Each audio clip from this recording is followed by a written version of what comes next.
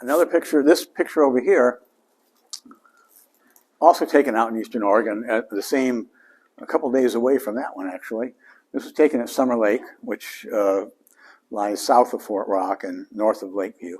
This shows the effect that an infrared sensitive camera has on a black and white image, more so than the other, because of, you can see it in the highlights that are really busting out of the picture in the cattails and the reeds. Organic things like that reflect a lot of infrared light, which makes them highlights in the scene. And that's one of the dangers of infrared photography. You have to be careful not to get too much of that in your picture. It kind of distorts, makes things look a little distorted and unusual. But these would be a highlight even with a black and white photograph, a regular straight picture, because of the way the light is hitting it. And the infrared darkens surfaces of water, and that really helps this reflection stand out. We're looking east across the Summer Lake Playa, which is a dry lake bed, out to the Diablo rim out from the distance. Is one of the things that really makes me like this photograph. I had made another one just focusing down on this area where all the action is, so to speak. And then I made this one, and I realized that sense of space that it gives the picture is really important. And I like the layers of the water in this, and then the distant playa and the low cloud bank back there behind the Diablo rim.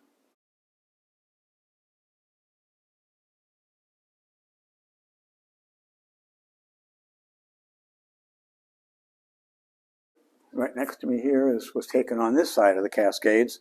This is on Cascade Head on the Oregon coast, north of Lincoln City. I was walking down this Forest Service road, and around the corner saw a couple of elk, and I was sort of standing around, should I photograph these elk? And I looked down over the edge of this, I guess, cliff sort of that is over on this side, and this big fog bank was coming up real fast from Nesquin. And so I headed back this way and turned around, and this is what I saw. The bank had caught up with me and come into this stand of really tall spruce trees. I just looked really magical.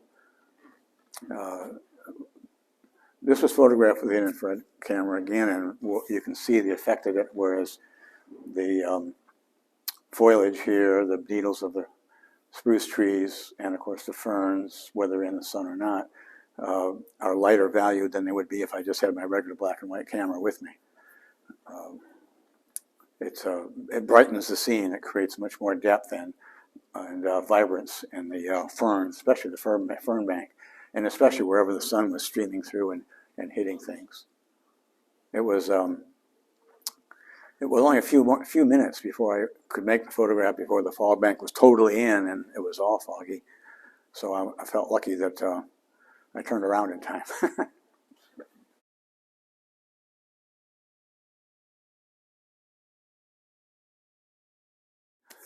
The last picture I have in the show is over here.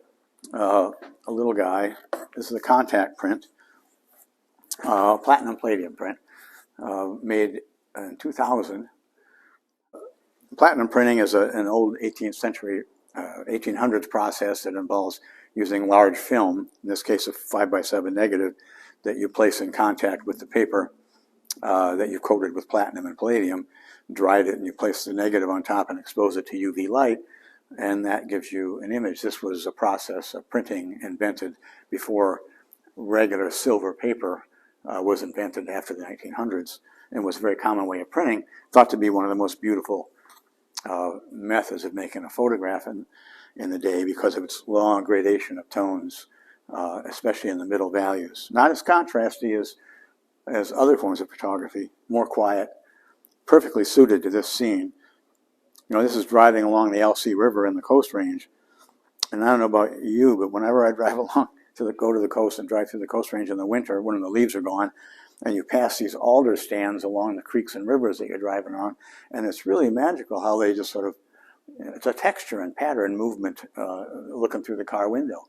Of course, when you stop and try to take a picture, it doesn't look quite the same anymore. It loses some of that. The movement, I think, was important. But this picture, I thought, captured it better than any other I had done. kind of a high-key, quiet image that, I don't know, it's restful, I think. Kind of a Zen picture. You can meditate in front of it. Well, so those are the four pictures I have put in the show. I'm glad to be here because there's so many great things here. And if you have an opportunity to get out to White Lotus Gallery, drop in. Thanks.